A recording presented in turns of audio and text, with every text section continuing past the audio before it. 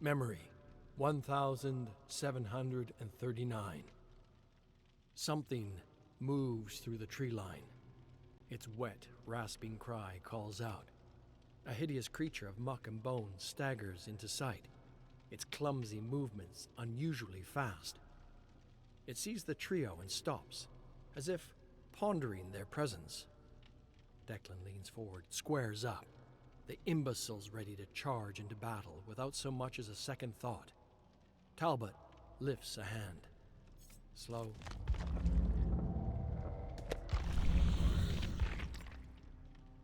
He moves through the death and decay of the void. He doesn't remember his name. Everything's a blur. He feels pain in his stomach, in his arms, in his veins. He needs to find one of those flowers. The nectar, the sweet serum that gives strength. Strength for what? He remembers. The killers. Experimenting on them. Why? Why was he experimenting on them? He doesn't remember. He caused a lot of suffering, but he doesn't feel remorse. He doesn't even know if he should feel remorse. He doesn't feel anything but an ache in the pit of his stomach for power.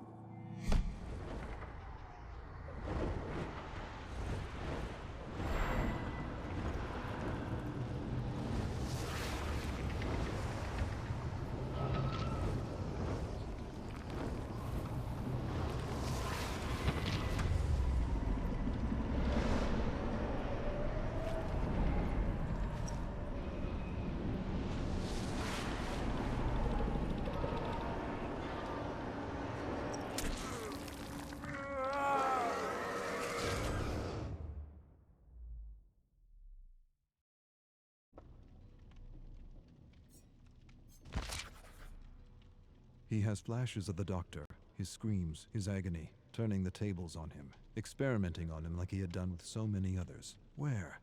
Not here. Somewhere else. Another world. All of these survivors, marooned from other worlds. How does he know this? He doesn't remember. He remembers the experiments. What was he trying to understand? The nectar? The serum? The right dose? The right dose. To use without hurting himself. Too late. He feels the hunger, not for food or drink, not for talk or fun, for a flower, a single flower, for serum. He knows the entity is watching him. He knows it, feels it inside his bones. He doesn't want to be snatched for another trial, to suffer or cause suffering, and to what end? The great horrible mystery of it all. He wants to understand this place. He does. But he senses that to know, to really know, would drive him mad. Madness, that's what this place is. The embodiment of madness. He doesn't want to be pulled into another trial. He wants to return home. He must return home. That's why he was studying the serum. It gave him insight. Insight to what? He doesn't remember. Home. He doesn't even remember where home is. He only remembers the void. Hundreds, maybe thousands of discarded survivors. Not dead, not alive, something else. Alive but dead inside. Burnt, emotionless, useless to the entity. He remembers. He remembers rising from the void, finding a flower. Had this flower been his salvation? Had the flower been his way out? He falls to his knees and shouts at the abyss, and the abyss answers with silence. The silence is so deafening it hurts. He buckles over, climbs to his knees. He needs serum. He's lost. He doesn't know where he is. He sees things like tentacles reaching out for him from the fog, and he knows they're not real. None of it is. He's losing his mind if he hasn't lost it already. His eyes play tricks on him. He sees giant, nameless creatures looming over him. Doesn't matter. They're not real. None of it is. His hunger confuses him, oppresses him. He'd do anything for that feeling again. Anything. Even return to the trials. He would. He'd rip survivors and killers apart, limb from limb, for that feeling again. He begins to mumble words. A promise. One flower, and I will do anything.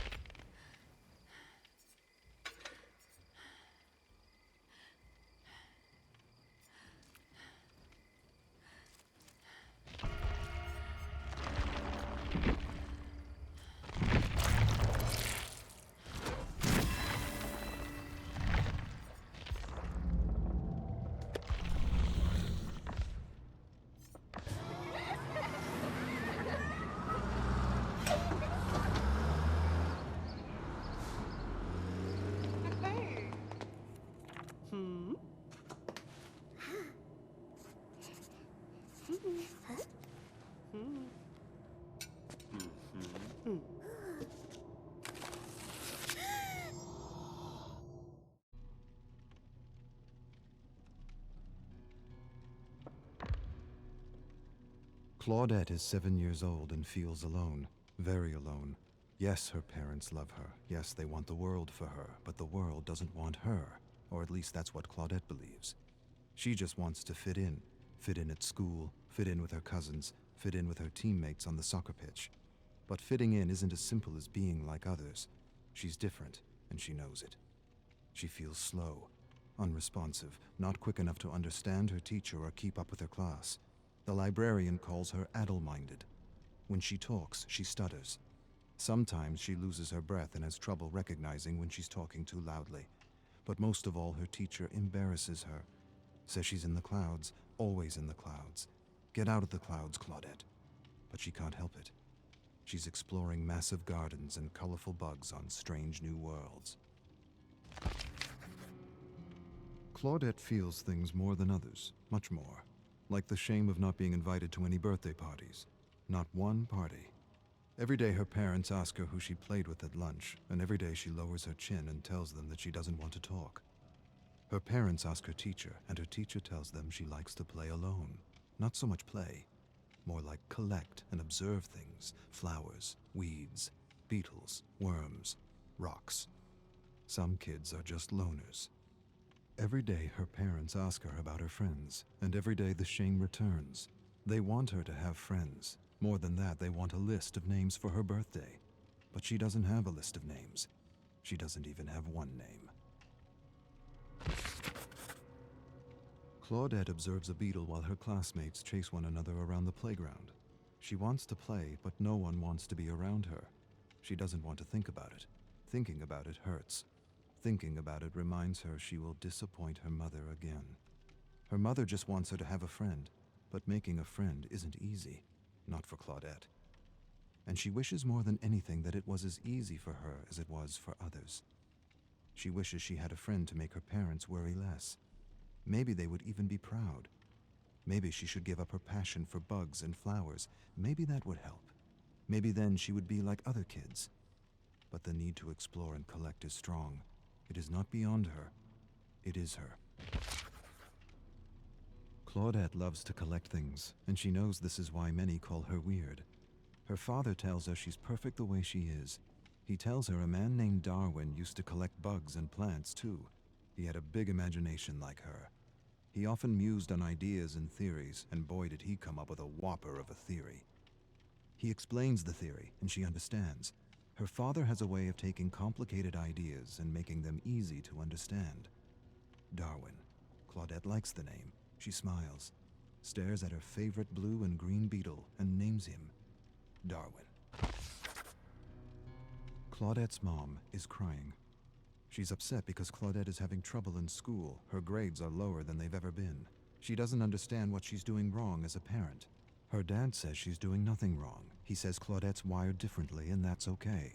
Her mom doesn't want her to collect plants and bugs anymore. Her dad says that's the best part of her, and he doesn't need a child who fits some bell curve. More than this, he defends her. He tells her mother that the greatest treasures gifted to the world were from those who didn't conform, who weren't normal, who didn't fit some outdated bell curve. Tolstoy, Tesla, Einstein, Shakespeare. Her mother doesn't care. A sudden cry escapes her lips. I don't want her to repeat the year. Claudette hides under the covers pretending to be asleep, pretending she can't hear the yelling. Her mother wants her to get special help, but her father doesn't want to alienate her. He's right. Claudette doesn't want the other kids to know she needs special help. They'll laugh at her. She'll figure things out. She promises she will. Her new substitute teacher, Mrs. Cahill, is helping her. A lot more than the other teacher who always said she was in the clouds. Her father says stress is the worst thing for a child's developing brain. Leave her be. Let her grow at her own pace. Stress shrinks the brain, destroys confidence, kills creativity. He doesn't want her studying at lunchtime. Lunchtime is for real growth, authentic growth. Growth unhindered by the pressure of tests and the fear of making mistakes. Claudette's mother is happy because her grades are improving. A single teacher can make a difference. can make all the difference, especially this teacher. Mrs. Cahill. Other kids call her strange and weird, but Mrs. Cahill isn't weird. She just gets it. She understands because she had a tough time learning when she was a student. This is why she makes an extra...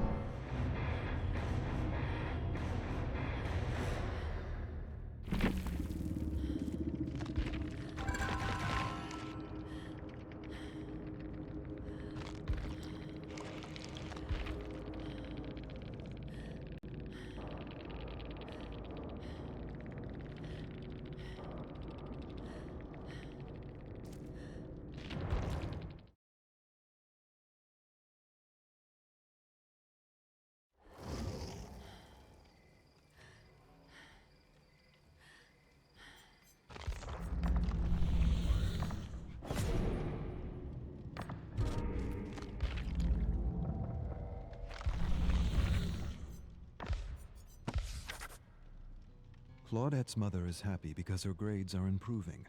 A single teacher can make a difference, can make all the difference, especially this teacher. Mrs. Cahill. Other kids call her strange and weird, but Mrs. Cahill isn't weird. She just gets it. She understands because she had a tough time learning when she was a student. This is why she makes an extra effort to help Claudette, to help her understand what she is explaining in class without alienating her.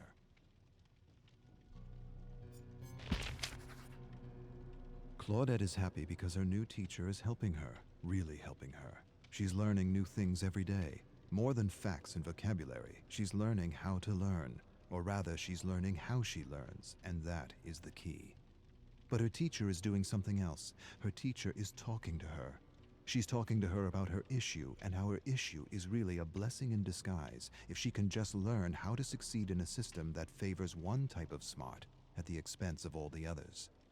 A system that frowns on taking chances or making mistakes, when making mistakes and taking chances is what is needed for learning, for true learning. Her teacher tells her that she has passion, and passion is everything. Claudette knows she's not like other kids, and she doesn't have to be. Things like bell curves and ideal student don't apply to her, and that's okay. The ideal mold is a prison for those wired differently, and her teacher has set her free. Her grades are getting better, and a test is coming. She writes, visualizes, and imagines everything she needs to remember, and somehow this works. The right teacher at the right time can make all the difference. Her parents are proud, very proud, but still her mother wishes she had friends. Still her mother wishes she liked what other girls liked. Her parents argue in another room about what to get for her birthday. Her mother wants to buy a new doll. Her father thinks she'd like something more related to bugs, plants, and bacteria. The suggestion upsets her mother. Her father defends her. See her for who she is, and not who you want her to be. Her mother goes silent. She suddenly releases a cry and says she doesn't want her to be bullied like she was bullied throughout school. Claudette's eyes go wide. For the first time in her life, she realizes her mother's wired differently too. Claudette will be 8 years old tomorrow. She should be eager, she should be excited, she should be counting the hours, minutes, seconds. Instead, she is none of these. She dreads the moment she will have to open her gift. Every year it's the same. Dolls, crafts, jewelry. Nothing that means anything to her. Maybe this year she'll smile and pretend she didn't want a magnifying glass, or a collection of stones, or a set of books on botany. Maybe, to make things easier, she'll pretend. Maybe that'll make her mother less scared for her. Seeing her happy about her grades felt good. Real good.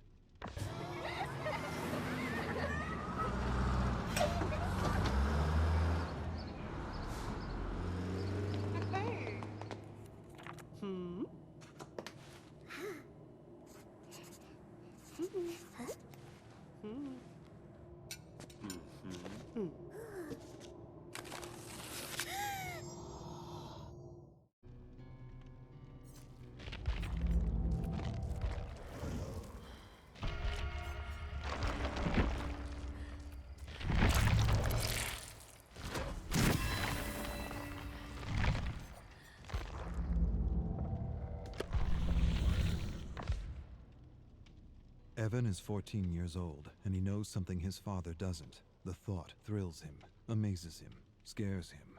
There is something his father doesn't know. Something the owner of one of the most profitable mines in all of Seattle doesn't know. His father manages his workers with an iron fist. No, not an iron fist. Brass knuckles. He calls them maggots. Groveling maggots. He's about to discover he's wrong. They're more than maggots. Much more. They're men. And men working together can bring change. One of these men is inspiring others to take their lives back. If they can stand together, maybe, just maybe, they can bring in the union. With the union, they'll have rights. More than rights. They'll have dignity, freedom, time. Time to spend with their friends. Time to spend with their family. Time to be human. Evan knows something his father doesn't know. And he feels empowered.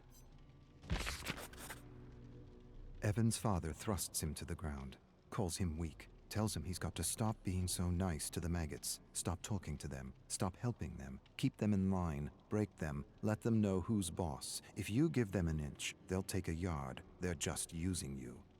Evan knows better than to say anything. His father punched and broke his jaw last year when he showed weakness. This year, he'd rather not sip dinner through a straw. This year, he holds back, bites his tongue. He wants to tell his father about the union, but doesn't. He feels ashamed, torn between his loyalty for his father and his friends. Bob, Tom, Jim, they deserve more. Evan enjoys creating something from nothing. He's not an artist, but he enjoys sketching, and he hides his sketches from his father. His father forbids sketching. Sketching is for weaklings, vagabonds, gypsies. He wants Evan to do worthy things. He drags Evan to his most profitable mine. He teaches him how to manage maggots. He's hands-on, very hands-on, abusive, violent, brutal. The key is to break them, break their will, break their spirit. Once broken, a human is a tool that can be wielded to do anything. Broken. It's what he did to his mother. It's what he's doing to him. But Evan still sketches. Sketching is defiance. Evan watches his father yell at one of his workers. He's sick. He wants to leave, but he's not allowed. He leaves. He loses his job. Evan feels for the man, wishes he could do something for him. He wants to tell him things are going to change. The union is coming. The union is coming, and with it a good wage and fair working hours. But the man's lungs are black, and his stomach is rot. Too much stress, too much acid, not enough sleep. He collapses. His father doesn't care, kicks him in the gut. Tells Evan to drag him out of the mine. Evan drags him out. For a moment, he feels disgusted at the man's weakness and wants to put this maggot out of its misery. He's becoming his father, and he's not sure if that's a bad thing. Evan's father forces him to set a bear trap in a dark forest. His father's obsessed with hunting bears, always has been, always will be. He tells him the story, always the same story. He doesn't want to hear it, but he will. His father was hunting with his brother when they ran into a grizzly bear. The bear tore his uncle's arm off and bit into his head. Evan's father jumped on the grizzly's back, stabbed the bear endlessly, killed the bear, ripped open its stomach to retrieve his brother's head, carried his brother's mutilated body 10 miles to their family estate. This time it's 10 miles. Last time it was 5. His father grins. The story is changing with every telling. Sometimes Evan wonders if there even was a bear. Evan's inspired in a way he's never been before. Furiously, he sketches his father in a bear suit killing his uncle. He never met his uncle, but he's seen pictures. His uncle was a philanthropist, a bleeding heart, disloyal. He would have run the business into the ground with proper wages and all that socialist crap. That's why he had to go. Evan doesn't have proof, but he knows. Deep down he knows his father murdered his uncle. Tied him up, left him for a bear. There was no knife, no fight, no honor. Just a terrible death for a disloyal worm. Evan suspects all this, and yet he doesn't feel disgusted or ashamed. He feels something else. Something he's trying not to feel. Something he won't admit to himself. Evan looms over his father's bed and watches him sleep. He hates and loves him at the same time. Sometimes he wonders what his life would be like without him. He owes him so much, and yet he's miserable and alone. He raises a massive gray stone and holds it there for a long minute that feels like forever. He could be free, truly free. But he can't, not like this. He could free himself in other ways. Accidents happen, hunting accidents, mining accidents. He could lure him into the bowels of the mine and ignite a stick of dynamite. No way he'd survive. But despite it all, Evan can't do it. His love is bigger than his hate. He owes him too much. Evan sketches his father in a bear suit drowning his mother. He never believed his father's story. Something didn't feel right. His eyes, his grin, his lack of empathy. She was pulled into a current and never seen again. His mother. She was beautiful. Blonde hair, blue eyes, fun, full of compassion. His opposite. She didn't just go out to swim one morning and never come back. She was getting in his way, and no one gets in his way. Not even family. Especially not family. Obedience or death. Evan's tired of obedience. Yes, he's loyal to his father, but he's also loyal to his friends. They talk to him, encourage him, think he's a great artist. He has friends. He's never really had a friend. His father wouldn't allow it. Waste of time. They're using you. Yes, he's loyal to his father, but he's also loyal to his friends. They deserve better. Evan's father stares at him across the dinner table. He knows. Maybe he doesn't know, but he senses something's amiss. He has that look in his eye, that look that tells Evan he's in for it. He chews on a fatty piece of rabbit and hopes his father doesn't say anything. He should have known better than to keep something from him. His father knows. He always knows. Last year, Evan lost his cool on a man who said something about his mother. He almost beat the man to death with a 2x4 while his father watched and laughed. The authorities pulled Evan away. He smiled at Evan and knew what he wouldn't admit to himself. He enjoyed beating on that man, not because of the insult, not because he felt threatened, but because he felt powerful. His father smiled. Apple doesn't fall far from the tree.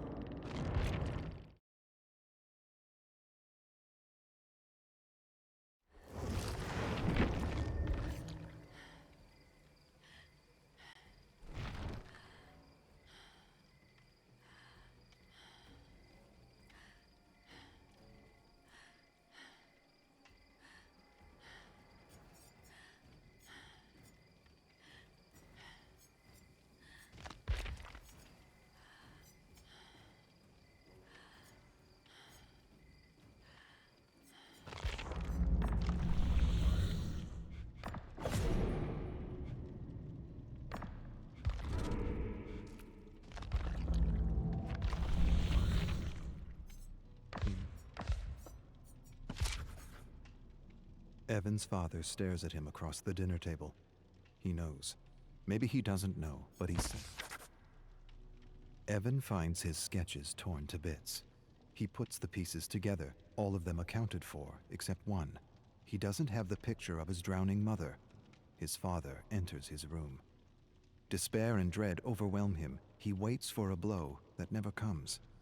Instead, his father tells him he has instinct, and instinct is everything. He tells him he inherited his instinct from his side of the family, the same instinct that told him Evan was keeping something from him. Don't pretend, I know. A few of your maggot friends sold you out for a few dollars. Evan starts but doesn't say anything. Can't say anything. The words are caught in his throat. He apologizes. His father says nothing, walks away. Evan follows him to his bedroom where he sees the picture of his dying mother, framed above the bed.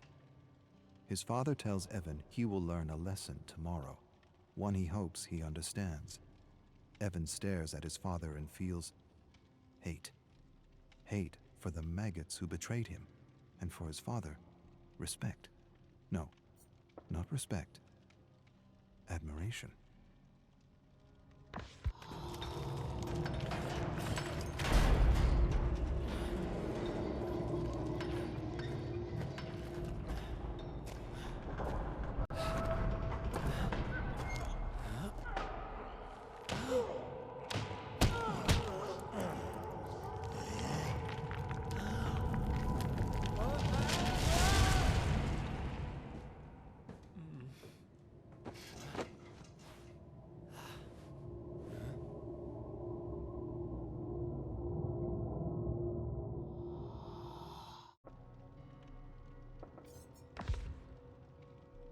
Arcus 1.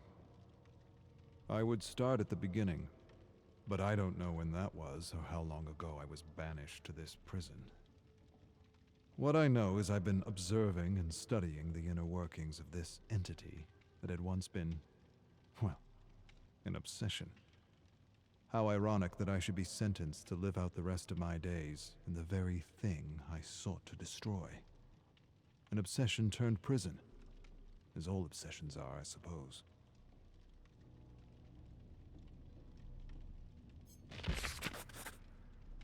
Arcus 54.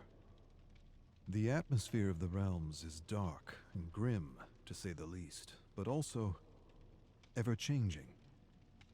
I've already remarked that the atmosphere is misty, even foggy at times, and that this fog feels alive. It seems to contain swirls and streams of memories or imprints of beings from multiple terror worlds. It is as if the entity absorbs all the psychic energy and thoughts of beings it snatches as it journeys through the endless cosmos. I've used the Orus to study the black fog, and have come to 3 observations that will prove invaluable to finding a way home. First, the fog is rich in auric particles, leading me to believe this dimension is more conscious than it is material. Second, I should be able to manifest anything I'm able to pull from rifts in the fog, using techniques passed down from my family. Third, the entity is far more ancient than we ever suspected back home, and most of our theories and conjectures were wrong. The rich presence of auric particles and cells suggest it is one of the original ones. An ancient. Arcus 142. The entity is the cosmic embodiment of evil. Back home, we witnessed how its very presence turns worlds inside out. How it seems to remove or extinguish any sense of empathy or compassion within communities. How it brings people to the brink of madness and, well, pushes them in. Now I understand. It does all this in order to rip victims from their lives and have them play out an endless trial of terror that it presumably needs for its own survival. And there, perhaps, lies the key to its destruction, if an ancient can be destroyed at all. End the trials. Destroy its ability to sap dark nectar from victims like a cruel parasite feeding from a flower. At least the archives affords me a better understanding of the entity, why it moves from universe to universe, picking victims off and devouring worlds as though at a cosmic buffet. What I have yet to conclude is whether it is attracted to worlds that are brimming with darkness and madness. or if it is in fact the catalyst of such darkness and madness. Arcus, 557. All planes of existence are a unique mix of conscious auric particles and material particles. The entity is almost certainly pure consciousness. The observable fact of existence is the material world responds to and changes with consciousness. Collective consciousness is the key. The body, the home, the trial, all of it is an expression of the entity's unconscious need for fear and terror. The distinct observation in the specimens chosen by the entity is that they all come from worlds that have failed to understand the metaphysical relationship between their thoughts and the world they live in. This is not by chance. It is, to my mind, self-preservation. Victims who know this truth and have honed their ability to manifest could be poisonous to the entity. This leads me to believe the entity is attracted to dark worlds because darkness and chaos are clear indicators that inhabitants have failed to connect the dots between the collective consciousness and the health of their world. The conclusion, then, might be that the entity feeds off ignorance. Arcus, 731. Hard to tell when one day ends and another begins. The tower and the library help me cope, but it's hard to forget the truth of my situation, even for a moment, knowing everything I have is a lie. I have access to anything I want, and yet I have nothing. The survivors continue to undergo the trials of the most brutal of killers. I continue to search the fog for the memories of those who found a way to escape. It sometimes feels like a futile search. But then again, I've got time on my hands. Lots of time.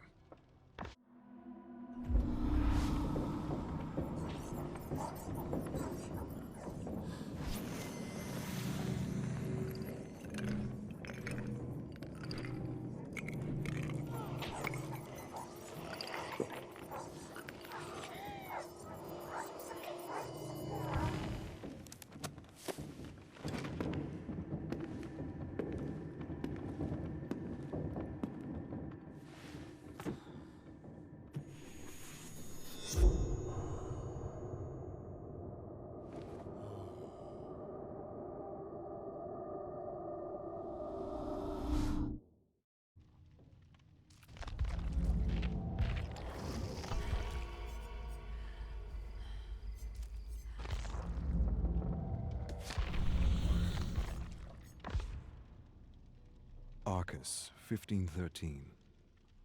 I have used the Orus to explore the memories of an unknown survivor who comes from a world where, from what I can gather, a cult for the entity exists. It's not a surprise, or the first time I've seen such a thing, but the memories suggest she was a detective of sorts trying to prevent a cult sacrifice before she was snatched for the trials. I'm not sure what happened to her, and we'll have to explore the fog to unravel more. Arcus, 1672. I have culled imprints of a killer I have yet to observe. My best guess, judging by the nature of the crimes, is this brute is from Terra Dark. She lured men with love, robbed them of their savings, and fed them to her pigs. Lovely, efficient, and resourceful. The impressions of the memory are as follows. He stands framed in the doorway with flowers, a stupid smile on his dumb face. He has no sense that his days are numbered. Lonely soul made the trip for a wife. He thinks he'll get everything for a ring, her land, her farm, her savings. Won't happen, won't go as planned, not as he planned anyway. It didn't for all the other lonely souls who answered her classified ad. She peers at his eyes and thrills at his ignorance. His long, dumb face, his false sense of superiority. He wrote her a poem, how sweet. She'll cram it down his throat when he's convulsing on the floor. She takes his poem and asks about his money. He has it with him, packed his savings in a bag, and made the journey for a new start. He'll get more than he bargained for, way more, to the bank with his money, to the pigs with him. Arcus, 4902. Life is not life in this prison, and death is not an escape. It is merely the start of a new trial, and most survivors are aware they are caught in something they will never understand. Why this is all happening is no longer obvious to me. The truth is, I don't know what to believe anymore. The entity is not what it is, or what I thought it was.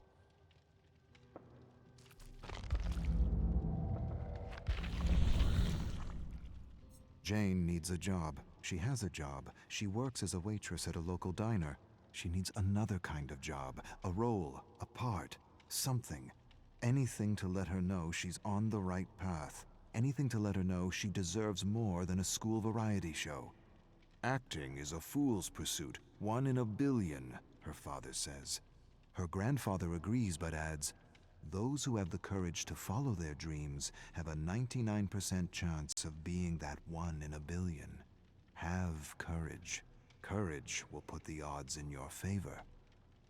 Jane loves her grandfather and wants to make him proud. Wants to show him he's right. I'll be that 1 in a billion. Mexican waitress speaks in Mexican and English with a Mexican accent. Who wrote this? Mexican isn't a language. Doesn't matter, you get the gist. Her face grows warm with frustration. The accent isn't necessary. Why? Why the accent? Why can't it just be waitress? Waitress who speaks English? Why does the script need the waitress to be Mexican? Why is this important to the scene? Jane stares at the director, trying to understand his needs. It brings flavor. What does that mean? It doesn't bring flavor. It perpetuates a stereotype. Yet, Jane says nothing. She says nothing because she doesn't want to be blacklisted as a social justice warrior. Doesn't want to be called a complaining minority. With a slight Spanish accent, she finishes the audition. Jane shares a beer with her friend Dwayne. Dwayne tells her how a creative executive hired him to be the co-writer of his terrible script, to be the spokesperson of his terrible idea, to validate his insensitive cultural appropriation of an African-American story. The creative executive wants to make a minority film because it's a fad, the quickest way to be recognized, the fast track to fame for a hack. Many writers told the hack his script was wrong on so many levels, badly written, disrespectful, boring, insensitive. Dwayne refused to accept a script that was disrespectful to his cultural heritage, refused to attach his name to a project so the executive could avoid accusations of cultural appropriation, refused to validate an entitled interpretation of a minority story. The executive discredited Dwayne by calling him a social justice warrior, fired him. Jane sighs sadly for her friend. At least the script won't get produced. Dwayne raises a skeptical eyebrow. The hack has a friend with money, lots of money. He'll write, direct, and produce. Entitled hacks with friends in high places. It's how bad movies get made. They toast bad movies. Jane laughs, not because it's funny, because it's true. It's been months. She hasn't worked. No calls, no auditions. Nothing. Jane stares at the blank television screen.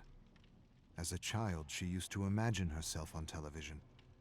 She doesn't see herself on television anymore. Something is happening. She can't see herself succeeding anymore. She wishes for her shot, her 1 shot, her 1 in a billion shot, but scripts for her are few and far between, nothing beyond the stereotype. Her agent shouldn't care. He should put her forward for all the female roles in her age range. She can play any female role, lead or support, and yet she only gets auditions for the spicy Latina, or the funny immigrant, or the waitress with the accent, never just woman, American.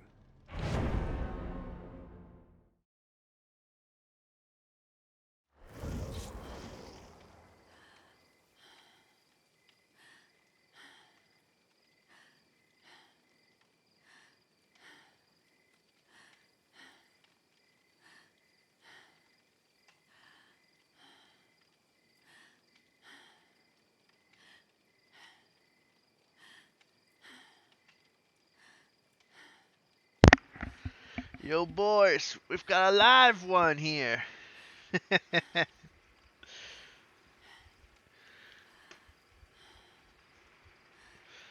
The Laura Croft is live.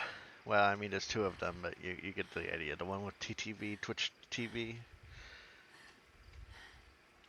Well, looks like it's time for me to be a little bit friendly.